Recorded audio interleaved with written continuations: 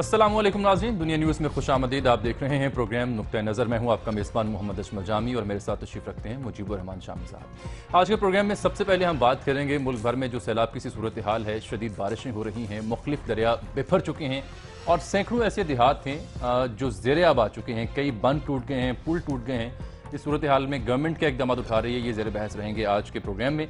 और उसके बाद हम बात करेंगे मुत्तहिदा कौमी मूवमेंट की, जिसके 5 रहनुमाओं के हवाले से कहा जा रहा है कि वो गिरफ्तारी के डर की वजह से रूपोश हो चुके हैं, अंडरग्राउंड जा चुके हैं। मुत्तहिदा के ही कुछ रहनुमा इस खबर की तरदीद भी करते हैं। और फिर जो कल बात अधूरी रह गई थी मुत्तहिदा कायद अल्ताफ हुसैन साहब की भूख हड़ताल के हवाले से, उसका भी आज जिक्र होगा कि बरतानिया का कानून क्या कहता है और तारीख में कौन कौन से अहम रहनुमा रहे जिन्होंने भूख हड़ताल की। और आज के ही प्रोग्राम में हम पाकिस्तान पीपल्स पार्टी का भी जिक्र करेंगे, जिसकी आला क़यादत ने ईद भी दुबई में की और अब एक आला सतही जो उनका इजलास हो रहा है आज होने जा रहा है, वो भी दुबई में ही होने जा रहा है। वज़ीर आला सिंध भी रवाना हो चुके हैं और काबीना में रद्दोबदल की खबरें हैं। और प्रोग्राम के आखिर में सरदार अब्दुल क़य्यूम खान साहब का हम जिक्र करेंगे। कल ये जिक्र अधूरा रह गया, आज हम इसको प्रोग्राम में ज़ेर बहस लेके आएंगे। शम साहब, सबसे पहले सैलाब का हम जिक्र करेंगे। चित्राल से शुरू होते हैं, जहां पर दरिया चित्राल में इंतहाई ऊंचे दर्जे का सैलाब है। और अभी कुछ देर पहले वजीरपुर एक स्कर्दू का इलाका है, गांव है छोटा सा, वहां पर एक झील टूट गई, पुल टूट गया, उसके विजुअल्स भी हम दिखाएंगे। 200 एकड़ ज़मीन ज़ेर आब आ गई और वज़ीर आज़म ने जाना था लेकिन नहीं जा सके। यही सूरत हाल कुछ हम रहीम यार खान, लिया और दीगर इलाकों में देखते हैं जहाँ दरिया सिंध बिफरा पड़ा है। सवाल अब ये पैदा होता है, रावलपिंडी लाहौर की बात बाद में करते हैं, कि जैसे ही सैलाबी सूरत हाल का सामना करना पड़ता है, इंतजामिया और हुकूमत सर जोड़ के बैठती है, हंगामी इजलास होते हैं और फिर कहा जाता है जंगी बुनियादों पर पुश्ते और बंद मजबूत किए जाएं। क्या ये पहली दफ़ा होता है जो हम ऐसे इकदाम करते हैं? पूरा साल कहाँ रहती है इंतजामिया? देखिए, पहली बात तो यह कि चित्राल में तो कहा गया कि ग्लेशियर जो है जी बड़े तेजी से पिघल रहे हैं इस वजह से सैलाब आया है, तो बारिशों से नहीं आया।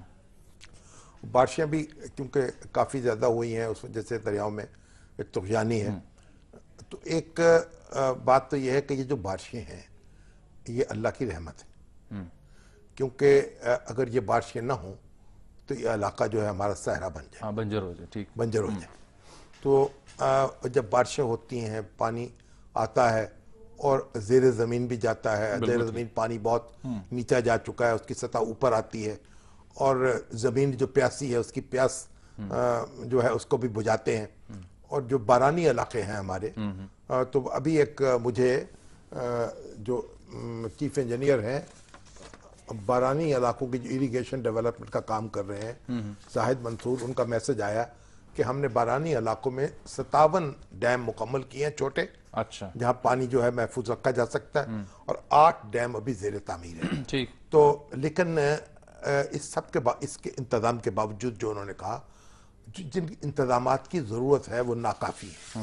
होना ये चाहिए कि जो बारिश का पानी है जिस हद तक मुमकिन है हम उसे महफूज कर लें और उसको तबाहकारियाँ जो उससे होती हैं वो ना हो सके। इसमें हुकूमत जो है उसकी भी जिम्मेदारी है, और बार बार एक ही बात कही जाती है, पुश्ते मजबूत करो, डैम मजबूत करो, और उन पर वसाइल भी खर्च होते हैं। सही। और फिर मामला जो है जब कोई 2-3 साल के बाद सैलाब आता है फिर वही सूरत हाल देखने में आती है। और इसके साथ ही साथ जो हमारी आबादियां हैं, जो लोग हैं, उनको भी कुछ खुदा का खौफ करना चाहिए। वो दरियाओं के अंदर बस्तियां आबाद हो चुकी हैं, ऐसे उनके किनारे पे, उनके किनारों पे बस्तियां आबाद हो चुकी हैं, और लोग बिल्कुल टलने को और बात सुनने को तैयार नहीं है। और नतीजा यह है कि जब तबाही आती है तो वो उनको यानी उनके घर में आना ही होता है उसको। तो बारिश का पानी जो है उसको मुफीद बनाने की जरूरत है, और लोगों को भी अपना खुदा खौफी की जरूरत है, पर हुकूमत जो है उसको चौबंद और चौकस होने की जरूरत है। लेकिन हम कोल्लू के बैल की तरह एक ही रास्ते पर चलते चले जाते हैं, और जो काम प्रिकॉशनरी मेजर्स लेने होते हैं, एहतियाती तदाबीर पूरे साल में जो लिए जाने चाहिए, वो नहीं लेते हैं अगर, तो वो करप्शन की नजर हो जाते हैं। पुश्ते मजबूत करने के लिए जो मिट्टी दरकार होती है वो पूरी नहीं डाली जाती, जो एहतमाम जरूरी होता है वो नहीं डाला जाता। और मशीनरी जो है, फिर आप देखें अभी मुकामी सतह पर कोई मुंतखब लोग मौजूद नहीं है, कोई अदारे ऐसे बल्दियाती मौजूद नहीं है, मुकामी हुकूमतें मौजूद नहीं है जहाँ के लोग को जिम्मेदारी से काम कर सके। सारा काम जो है सरकारी अफसरों के रहम कर्म पर होता है, और वो एक आज इस जगह है कल दूसरी जगह चला जाएगा, और कोई अकाउंटेबिलिटी हो नहीं शाम साहब, मैं यहाँ आपको रोकूंगा क्योंकि ब्रेक का वक्त आन पहुंचा है और उसके बाद एक अहम खबर है। आज हमारे रोजनामा दुनिया में छपी हसन रजा ने रिपोर्ट किया कि 94 अहम बंद हैं, पुश्ते हैं जिनको खतरनाक करार दिया गया। 17 इजराक के हवाले से रेड अलर्ट जारी किया गया। ये स्टोरी क्या है, उनसे डिटेल जानते हैं एक ब्रेक के बाद।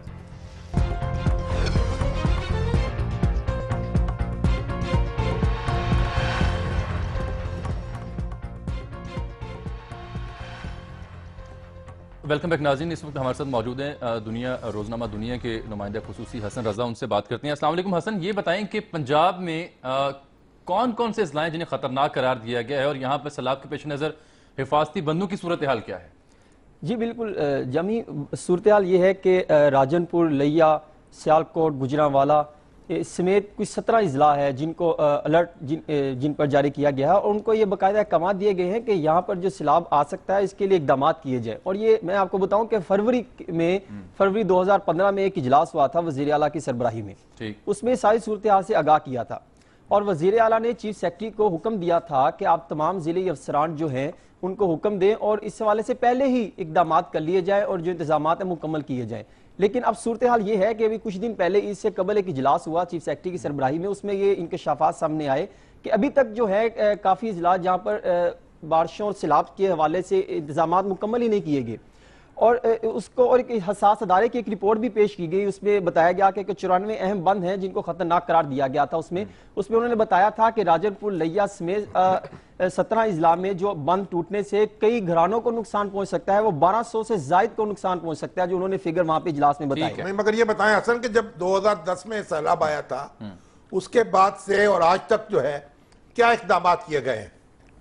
जी उस हवाले से अगर आप देखें 2010 में जो भी माली जानी और माली नुकसान होता है उसका अभी तक अजाला तो इतना खास नहीं किया जा सकता। चंद एक को जो है वो पैसे क्या लोगों को मुआवजे नहीं मिले उनके?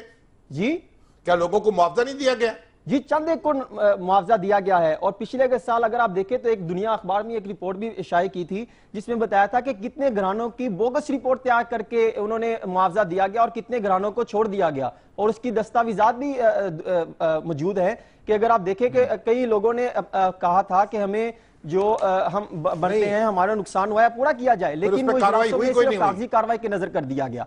अब सूरत हाल यह है कि वज़ीर आला ने तो बाकायदा हुक्म दिया कि फौरी इकदाम किए जाएं, लेकिन जो अभी तक इकदाम तो कुछ भी नहीं किए गए, इकदाम तो नागजीर हैं। और 42 करोड़ रुपए की जो ब्लॉक एलोकेशन में रखी गई थी जो साल में जारी करने थे वो हमने अभी से जारी कर दिए हैं, लेकिन इकदाम नहीं किए गए और हमने ये जो पैसे जारी किए हैं ये ऐसे फजूल लगाए जा रहे हैं जिसका कोई इकदाम सामने नहीं आ सकते। हसन रजा बहुत शुक्रिया। शाम साहब क्या इंतजाम अच्छा देखिए अभी आज इरशाद आरिफ साहब का कॉलम है, इस पे लिखा है उन्होंने लिखा है कि ये जो इलाके हैं जनूबी पंजाब के जहाँ सैलाब आया था वहां लोगों ने जो ताउन किया है, मुख्तलिफ सरकारी और गैर सरकारी अदारों ने जो इमदाद की लोगों की, ऐसे लोग भी थे जिन्होंने दुकानें खोल ली बाद में उस सामान की, ठीक, और जो मिला और इसके बावजूद नाशुक्रापन जो है उसकी उन्होंने बात की है कि हम नाशुक्र गुजार हो गए हैं, यानी शुक्र नहीं करते। और ये उन्होंने इसी बात को एमक्यूएम के साथ भी जोड़ा है कि कराची जो है उसमें एक मछेरों की बस्ती थी और आज वहां क्या यानी 70 अरब रुपए की खरीदो फरोख्त ईद के दिनों में और अल्लाह की ऐसी रहमत और बरकत है। लेकिन जो उसके लीडर हैं, जो उसके रहनुमा हैं, वो हर वक्त यही कहते हैं हमें कुछ नहीं मिला, हम मुहाजिर हैं, हमें यहाँ हम सब कुछ हमें पाक, यानी ये जो कैफियत है ये भी एक इस कैफियत को भी हमें जरा शाम साहब यूं लगता है जैसे मुजमुई कौमी हमारा वो ये इसको भी डिस्करेज करने की जरूरत बन चुके हैं। हम ये कहते हैं लोगों को कुछ नहीं मिला, उनकी नुकसान पूरा नहीं हुआ। अब ये अरशाद आरिफ साहब कह रहे हैं कि लोगों को इतना मिला, यानी इतना मिला है कि यानी जो जिन लोगों के सैलाब नहीं आए थे जिन इलाकों में, वहां के लोगों ने भी अपने कार्ड बना लिए और वो भी राशन और जरूरियात की चीजें ले गुजरे।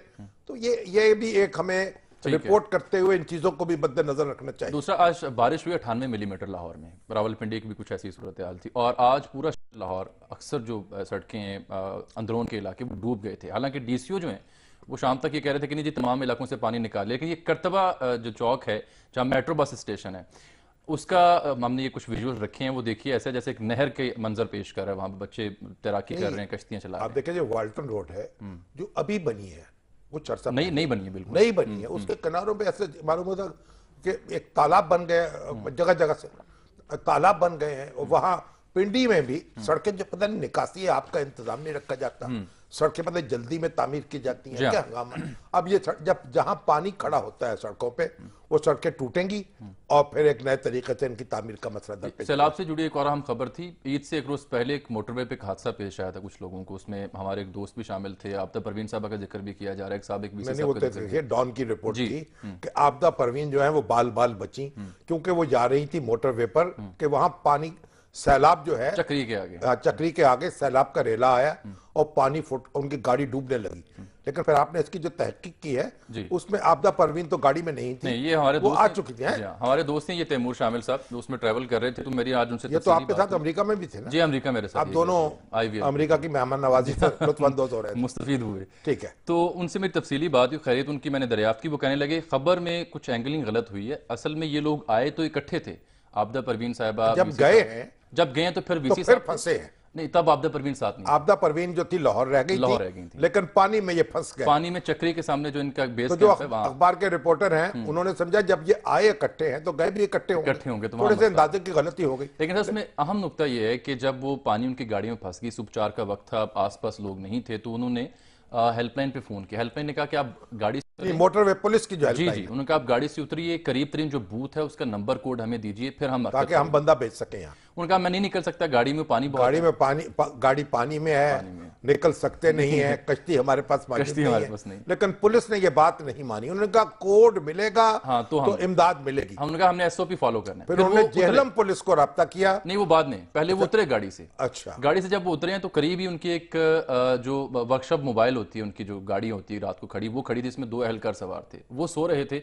जब तैमूर शामिल साहब ने उनसे रब्ता किया कि जनाब मदद कीजिए, उन्होंने कहा जी हमें कॉल आएगी तो हम मदद में आएंगे, वगरना नहीं। तो फिर उन्होंने जेलम पुलिस से रब्ता किया, पुलिस से रब्ता किया, बार उनकी जान बच गई। जान उन्हें अपनी मदद आपके डॉक्टर मुबशर साहब भी माशाल्लाह हमारे बड़े माहिर नफ्सियात हैं और बड़े काबिल कदर शख्सियत हैं, और आपके दोस्त तो आपके दोस्त हैं, हमारे भाई हैं, यानी कि मीडिया में तो अल्लाह कीमती जानने थी, अल्लाह ताला ने इनको बचा लिया।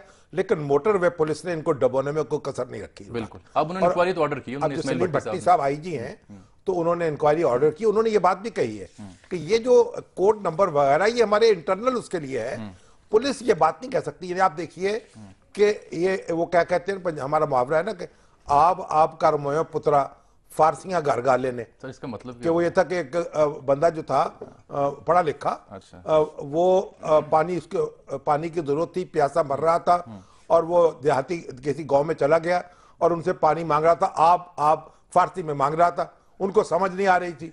नतीजा ये वो उसी में उसका दम निकल गया, आब में, और पानी जो था वो ला ना सके कोई उसके लिए। तो ये मोटरवे पुलिस की ये टेक्निकलिटीज हैं, इस पर पता नहीं किसकी कचाई होनी चाहिए। लेकिन बहरहाल अल्लाह ताला ये जो इस तरह की कानून पसंदी से भी हमें महफूज, हालांकि इस इदारे के बारे में अच्छा सुनने को मिला है, लेकिन मालूम होता है यहाँ भी असरात जो है, जब सैलाब आता है तो छींटे पहुंचते हैं ना, दूर दूर पहुंच जाते हैं, यहाँ भी असरात इलाकों तक भी पहुंच जाते हैं माशाअल्लाह। सर एमक्यूएम का जिक्र आज करना चाहेंगे, एक तो 5 रहनुमाओं का जिक्र, एक तो एमक्यूएम का मैंने, लेकिन मैं चाह रहा हूं जो कल गुफ्तगू हुई, नहीं इरशाद आरिफ साहब ने कहा ना कि भाई एमक्यूएम वालों को भाइयों कोई ना शुक्रापन ना करो, जो अल्लाह ताला ने दिया है उस पे देखो तुम्हें क्या कुछ अता किया है, क़यादत दी है, सियादत दी है, दौलत दी है, वसाइल दिए हैं, रास्ता बस्ता हंसता खेलता शहर दिया है, कारकुन दिए हैं, फिर देखो तुमने इसे क्या दिया है गुज़श्ता 25-30 साल में, यहाँ क्या दिया है। और आज हमारे एमक्यूएम के दोस्त जो हैं शिकायतें कर रहे हैं, उनकी शिकायतें बहुत सी जायज़ भी हो सकती हैं, लेकिन अमली तौर पर आप देखें क्या हुआ है कि बरसों के बाद एक सुकून की ईद जो है गुजारी गई कराची में, अरबों रुपए का बिजनेस हुआ है। तो इसका भी जायजा लेने की जरूरत है हमारे अहले सियासत को। अब वो जो कल जब हमने प्रोग्राम किया और वो जो मंसूर साहब, क्या नाम, कमर मंसूर साहब की जो गिरफ्तारी का अंदाज था और जो वक्त था, उस पर कुछ तासुब का इज़हार किया, तो बाद में फिर डीजी रेंजर साहब से गुफ्तगू हुई और उन्होंने कहा कि भाई देखिए, ना तो हमारा ऑपरेशन किसी पार्टी के खिलाफ है, ना किसी लिसानी गिरोह के खिलाफ है, ना किसी कौमियत के खिलाफ है, हमारा तो सिर्फ मुजरमों के खिलाफ है। और जो हम कार्रवाइयां करते हैं वो आप उसकी तफसील मालूम कर लें, बात की तफसील हम बात उस वक्त बयान कर सकते हैं, बात की बयान नहीं कर सकते। हम सिर्फ अपने टारगेट को अचीव करने के लिए करते हैं और हर वक्त तैयार होते हैं कि हमसे कोई बात कर ले, अपनी हमारी बात सुन ले, अपनी बात कर ले। ये उनका इतना नजर था।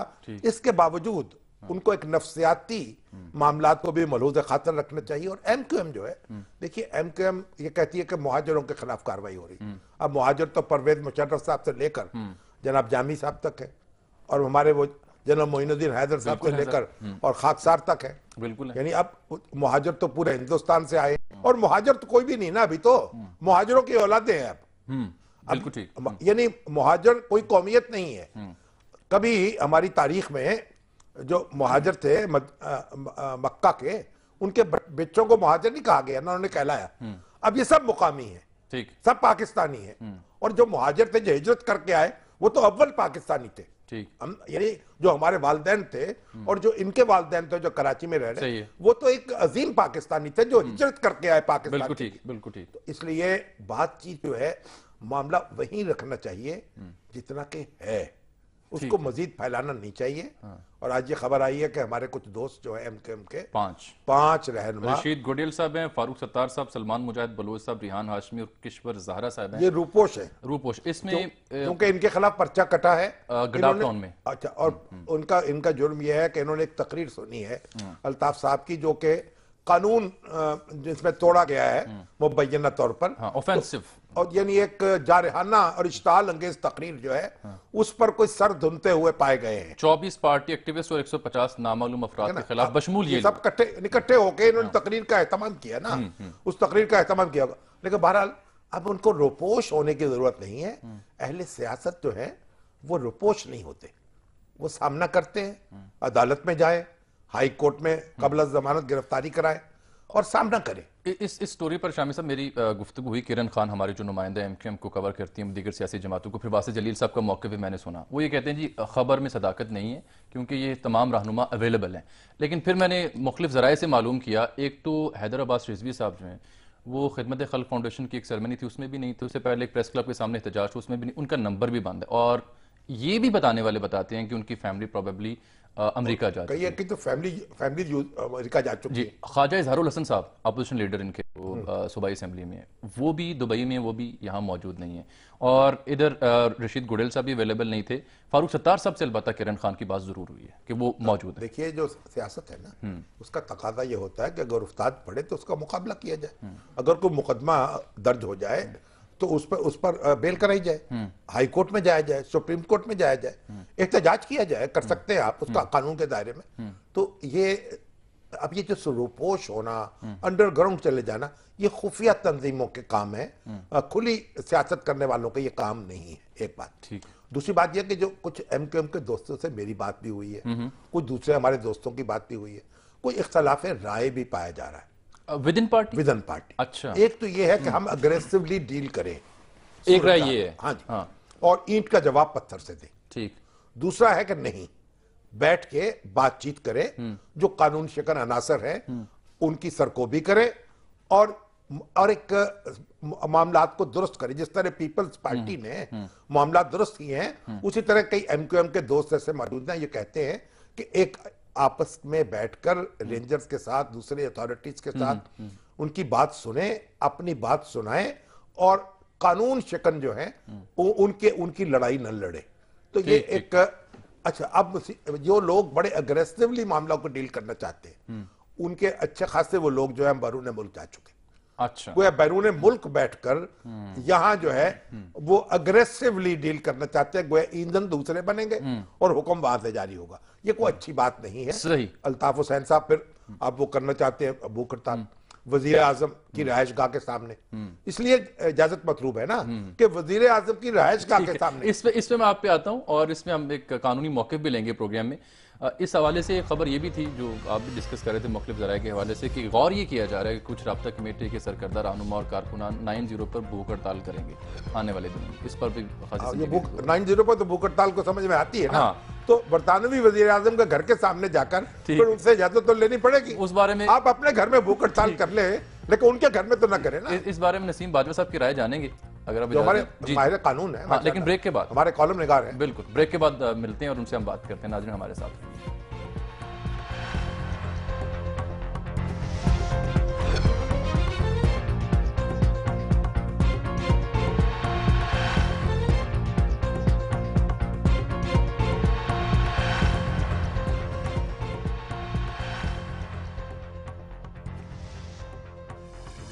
वेलकम बैक नाज़रीन। बात ये हो रही थी कि भूख हड़ताल के हवाले से बरतानिया कानून क्या कहता है। तो नसीम अहमद बाजवा साहब हमारे सीनियर कॉलम नवीस हैं, कानूनदान भी हैं, वो लाइन हमारे पर हैं। जो इस्लामाबाद के सुप्रीम कोर्ट के वकील हैं, हमारे दोस्त हैं हजमत हबीब साहब, अच्छा, उन्होंने मुझे मैसेज किया है कि बरतानिया के कानून में भूख हड़ताल की इजाज़त नहीं दी जा सकती, नहीं दी जा सकती, नहीं दी जा अच्छा। सकती, क्योंकि ये अपने आप को खुद यानी मौत के मुंह में धकेलने के मुतरादिफ है, ये खुदकुशी की कोशिश इसे करार दिया इसलिए वहाँ की जाएगा। रियासत उनका है। कहना ये है। ठीक। बहरहाल अब नसीम बाजवा आगे साहब, लाइन पे हमारे क्योंकि वहां प्रैक्टिस करते हैं, जी इनसे हाँ। पूछते हैं। अस्सलाम वालेकुम बाजवा साहब। वालेकुम सलाम। हजूर बाजवा साहब, ये बताइए कि हमारे अल्ताफ भाई भूख हड़ताल करना चाहते हैं वहां, और इसके लिए बरतानवी हुकूमत से उनका कहना यह है कि दरखास्त की है कि वो इजाजत दी दी जाए उनको बरतानिया के वजीर आजम की रहायश गाह के सामने, 10 डाउनिंग वो स्ट्रीट। 10 डाउनिंग स्ट्रीट के सामने आप भूख हड़ताल कर सके। तो इसमें कानून क्या कहता है बरतानिया का? क्या इजाजत जरूरी है? क्या भूख हड़ताल के लिए कोई दस्तखत करके कोई चीज मिलनी चाहिए पुलिस की तरफ से? भूख हड़ताल करना हर शहरी का कि जो फराइज उसके हकूक हैं, उसमें भूख हड़ताल करना भी शामिल है। यानी तामर्ग भूख खाना हड़ताल खाए करना, या वो खाना ना ये भी खाए, हक है। ये उसका एक तादम ये उसका हक है। तामर्ग। अगर वो खुदकुशी करने का इरादा रखता है तो उसमें पुलिस का कतई मुदाखलत नहीं करती। अच्छा। और वो उस इसमें कानून का सारा जो मसला है वो गालिबन उन्होंने भूख हड़ताल करने के लिए जिस जगह का इंतखाब किया है उसकी बरतानिया की 1000 साल तारीख में कोई मिसाल नहीं मिलती। और वो नक्शे अमन के जुर्म में गिरफ्तार कर लिए जाएंगे, और ये नहीं है कि पुलिस उनको उस पर कोई मुकदमा चलाएगी, वो उनको वापस उनके घर छोड़ाएगी। अच्छा। और कहेंगे कि आप बड़े शौक से खाना ना खाएं, लेकिन ये काम आप अपने घर पे करें। और ये कहना कि मैं भूख हड़ताल तो करूंगा लेकिन वजीर आजम के घर के बाहर, ये इसका मतलब ही ये है कि वो भूख हड़ताल नहीं करना चाहते, क्योंकि उनको उनके घर के सामने इस कार्रवाई की इजाजत यानी नहीं दी जा आपकी दानिश सकती। में बाजवा साहब वो तो फिर ये एक- मसला तो जगह का हुआ, इजाजत का ना हुआ। हाँ। जनाब इजाजत मिलती ही नहीं है। बरतानिया में भूख हड़ताल का कोई लाइसेंस इशू नहीं होता। किसी भी भूख हड़ताल करना चाहता है, मुझे उसकी इजाजत दी। ठीक। तो ये बात, ये नुक्ता जो है आप अल्ताफ भाई को बता देना। हाँ, वहीं होते हैं आप लंदन में। मैं उनके पास जब वो गया था, वो उन्होंने मुझे नहायत अच्छा खाना खिलाया, और जो था जिसके लिए मैं उनकी मेहमान नवाजी के लिए मशहूर हूँ। लेकिन उस दिन उन्होंने कहा कि मैंने शायद किसी और वजह से आज रोजा रखा हुआ है, तो इसलिए उन्होंने उस दिन खाना नहीं खाया। मुझे ये पता नहीं था कि उनकी भूख हड़ताल आज से शुरू हो गई है। वो गालिबन बरतानिया में मैं उन लोगों से जानता हूँ जिनसे वो कानूनी मशवरा लेते हैं, और उन्होंने उनको यकीनन बताया होगा कि जब आप वहाँ दरखास्त देंगे, अव्वल तो वजीर आजम इस किस्म की दरखास्तें सुनता नहीं और पढ़ता नहीं और देखता नहीं। लंदन शहर जो है उसमें वजीर आजम जो है वो एक आम शहरी है। लंदन की अपनी काउंसिल है और लंदन खुद मुख्तार शहर है। तो फिर आपने बरतानिया के वजीर आजम को यहाँ भेज दें पाकिस्तान में, ताकि कोई टॉट टप्पा तो हो, उसका कोई इख्तियारात हो, ताकि आम शहरी ना रहे। हम शहरी ना रहे, हम उसे यहाँ बादशाह बना देंगे। साहब मैं पाकिस्तान में मैंने आपके घर में अभी चाय पीने नहीं आया, लेकिन मैं जब भी आऊंगा वो बरतानी वजीर आजम के घर के सामने बड़ा मामूली जो है उसका घर जो है, वो आपका घर बहुत शानदार होगा। वो तो एक मामूली से घर में रहता है और उसके इर्द गिर्द सब दफातर हैं। नहायत लंदन की मसरूफ सड़क है। मैं हाई कोर्ट जाते हुए दिन में वहां से 2 बार गुजरता हूँ और मेरा दिल साहब, ये धड़कता है तो है आपके घर से भी, आपका घर जो है उसके मुकाबले में तो फिर बहुत बेहतर है माशाल्लाह। तो वजीर आजम बनने का क्या फायदा हुआ फिर? यहाँ सरासर नुकसान है, क्योंकि कौमी खिदमत करनी पड़ती है, कौम की खिदमत करनी है, कानून की पाबंदी करनी है के करीब होते हैं। और अपने मुल्की मामलात जो है, और कोई अपनी टॉट नहीं है, कोई प्लाट किसी को नहीं दे सकता, किसी का रास्ता नहीं रोक सकता, किसी को इजाजत नहीं दे सकता। तो फिर क्या है फिर? ठीक है बाजवा साहब, कानून साजी करने की और अवाम की खिदमत करने की वो कुछ नहीं करते। बाजवा साहब बहुत शुक्रिया जनाब उन्होंने आपके। जी जी जी, बहुत शुक्रिया सर आपके वक्त का। हमारे खुरम साहब भाई भी बोल रहे हैं क्या जो आप कह रहे थे कि वज़ीर आज़म को इधर भेजें, वो कहते हैं इधर भेज के क्या फायदा, वो तो बरौने मुल्क ही रहेंगे दौरों पर। हाँ, तो ये वहां रहे हैं, वो यहाँ रहे हैं। अच्छा सर, इसी से जुड़ी खबर पाकिस्तान पीपल्स अच्छा, ये पार्टी के अभी हवाले मुझे से। वो आया, वो एक बड़ा पुराना हमारा शेर है किसी उस्ताद का, कि उनका देखकर मुझको वो बोले अपने घर के सामने, अपने घर के सामने आप तो एक घर बना ले मेरे घर के सामने। मेरे घर के सामने। तो गया बरतानी वज़ीर आज़म को चाहिए कि वो अल्ताफ हुसैन साहब को देख के मुस्करा के ये शेर पढ़ दे, तो गोया इजाजत उनको मिल जाएगी।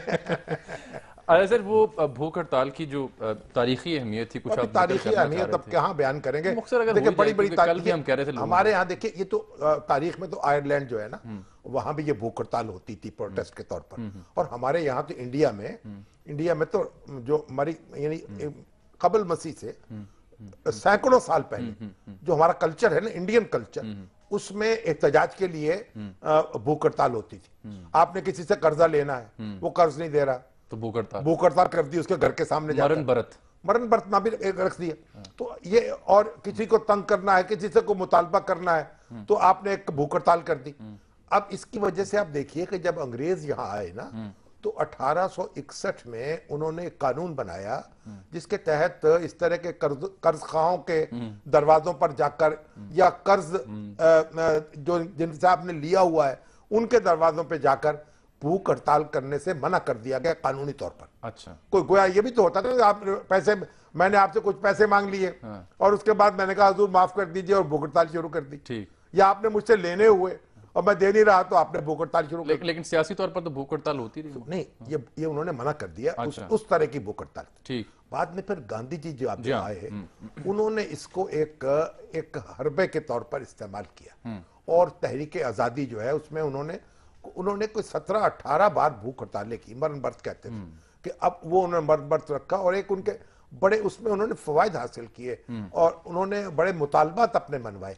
एक मुतालबा तो उनका यह था 1930-32 में, यानी जो आपके शेड्यूल्ड कास्ट थे ना, निचली जात के लोग, उनको कायदे आजम की कोशिश से और अंबेडकर जो उनके रहनुमा थे उनकी कोशिश से उनके लिए सेपरेट इलेक्टोरेट हो गया, जुदागाना इंतखाब। तो हिंदू जो निचली जात के लोग थे उनके लिए उनकी सीटें मुख्तस हो गई थी, और जो अपर क्लास थी उनकी सीटें अलग हो गई थी। बिल्कुल तो तफरीक हो गई, ये तफरीक हुई थी। ये इससे अगर ये तफरीक बाकी रह जाती तो इस पे हिंदुस्तान की सियासत पर इंतहाई दूररस असरात मुरतब होते, क्योंकि जो ऊंची जात के लोग थे वो अकलियत में हो जाते, बिल्कुल ठीक, और हुकूमत होती आम आदमी की और आम निचली जात के लोगों, बिल्कुल ठीक। तो गांधी जी ने इस पर मरण व्रत रखा और कहा कि ये हिंदू जाति को तकसीम करने की साजिश है, मैं इसकी इजाजत नहीं दे सकता। इतना मरण व्रत रखा कि अंबेडकर जो थे वो ब्लैकमेल हो गए, वो सरेंडर कर गए। उन्होंने कहा गांधी जी की बात मान ली और वो सेपरेट इलेक्टोरेट खत्म कर दिया। अब इसके बाद इन सेपरेट इलेक्टोरेट सिर्फ हिंदुओं और मुसलमानों के दरमियान नहीं, हिंदुओं के दरमियान भी, और उसके बाद पाकिस्तान के मुतालबे की जरूरत न रहती, हिंदुस्तान तकसीम ना होता कभी भी, अगर वो निचली जात के लोग ऊंची जात से अलग हो जाते। गांधी जी के बर्थ ने उसकी तारीख का रुख बदल दिया, और वो उन्होंने हिंदू कौम की एक यकजहती को या वहदत को बरकरार रखने में कामयाब रहे।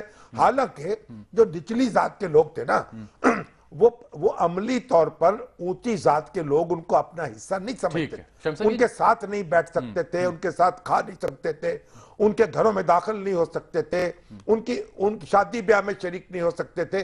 बिल्कुल अमली तौर पर दो अलग अलग कौमें बना दी गई थी। लेकिन गांधी जी ने फिर उन हरिजन के नाम से अपना पर्चा निकाला, हरिजन, खुदा के बेटे।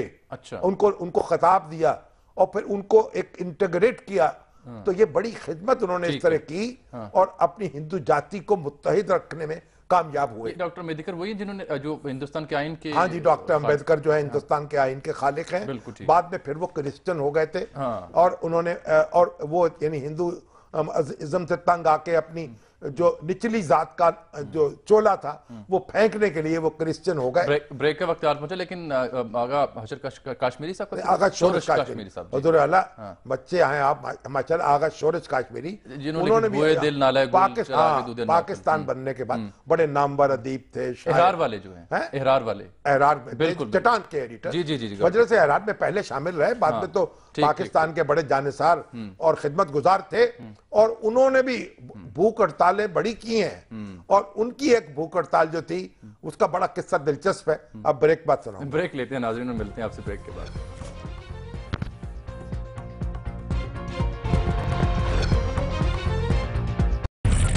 अब दुनिया न्यूज की स्क्रीन पर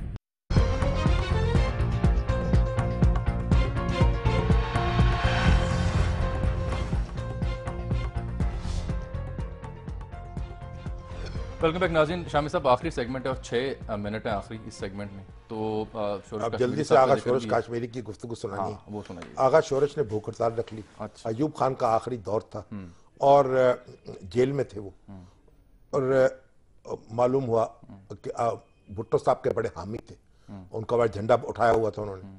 तो बिल्कुल जब वो मालूम हुआ उनका हालत बड़ी क्रिटिकल हो गई, तो किसी शख्स ने जाकर उनसे कहा शायद कि भाई नाम नहीं उसका मुगलता हो रहा है मुझे, कौन शख्स था, मजीद नज़ामी साहब थे या कोई और था।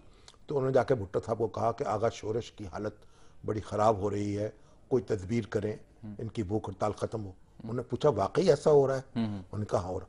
उन्होंने कहा फिर उसको मरने दो, उससे तहरीक बड़ी जोर पकड़ जाएगी।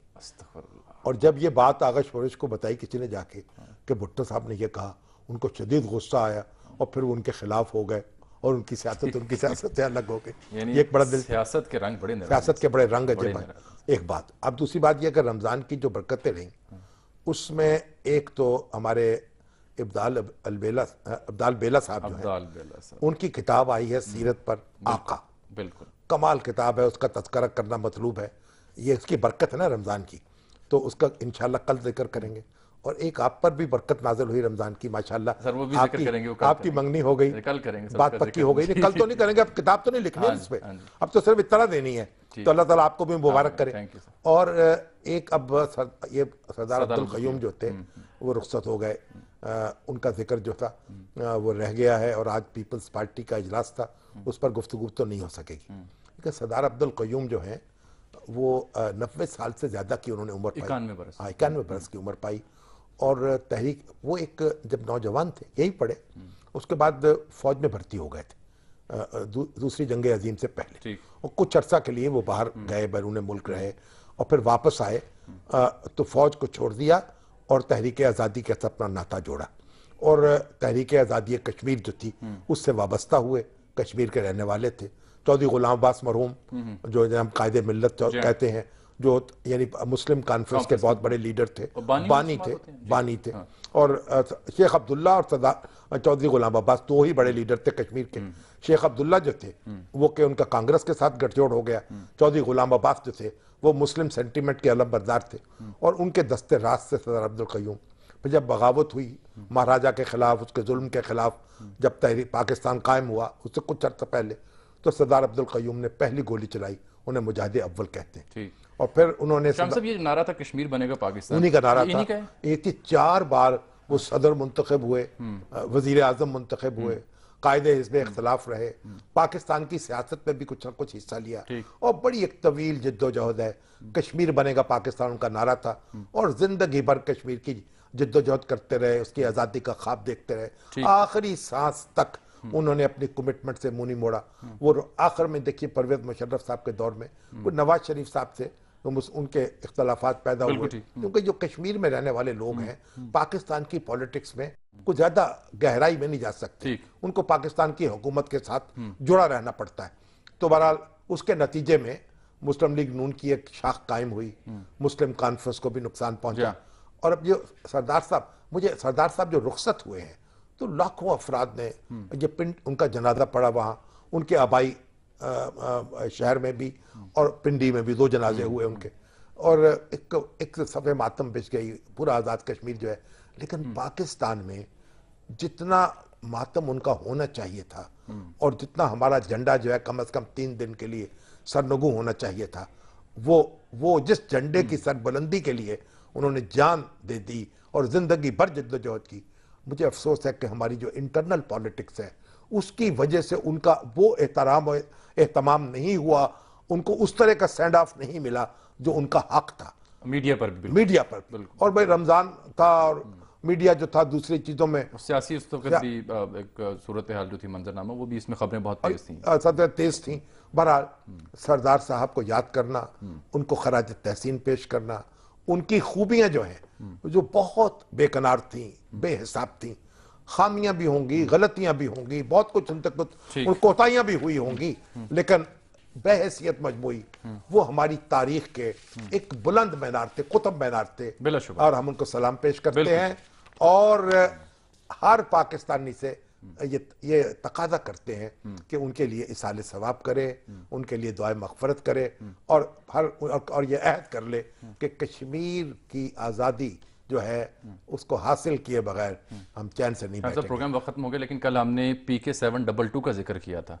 अदर अवान साहब जो वो कहते हैं कोई इस तरह फ्लाइट डाइवर्ट नहीं वो हुई। कहते हैं कि ये फ्लाइट जद्दा हरगिज नहीं गई और ये जा ही नहीं सकती, क्योंकि जो फ्लाइट 722 थी वो 7 घंटे ताखिर का शिकार 14 तारीख को जरूर हुई, 17 या 13 घंटे नहीं बल्कि 7 घंटे, और मौसम की खराबी की वजह से। कुछ दूसरे लोग जो हैं वो दूसरी कहानी सुना रहे वो हैं। कहते हैं जी ये ताखिर हुई, और जो क्रू केबन है उसने खुद बताया कि परवाज जो है जद्दा से आ रही है और ये इस वजह से जद्दा गई। शुद्ध परेशान ख्वाब मन कसरत ताबीर मेरा ख्वाब खराब हो गया और तरह तरह की ताबीरें ये जो इनका जो PIA की जो क्लैरिफिकेशन आई फेसबुक पे ट्विटर पे, वो हम चला भी रहे हैं और पढ़ने वाले पढ़ सकते हैं कि वो जो ग्रामर है या इमला है इंग्लिश में भी वो भी खासी नाकिस रही है। हाँ माशाल्लाह, तवज्जो दीजिए। उनकी अंग्रेजी जो है उसमें दुरुस्त कर लें या फिर उर्दू में लिखना सीख लें। उर्दू में लिख दें, आवाम ने पढ़ने क्या परेशानी है?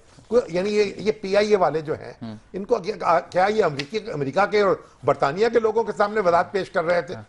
असल में कुछ मेरा ख्याल है जब कुछ दाल में कुछ थोड़ा सा काला हो तो फिर कोई ऐसा सहारा लेना पड़ता है। ठीक है, प्रोग्राम में वक्त नाज़रीन यहाँ पर खत्म होता है। आपसे मुलाकात होगी अब कल, तब तक के लिए इजाजत।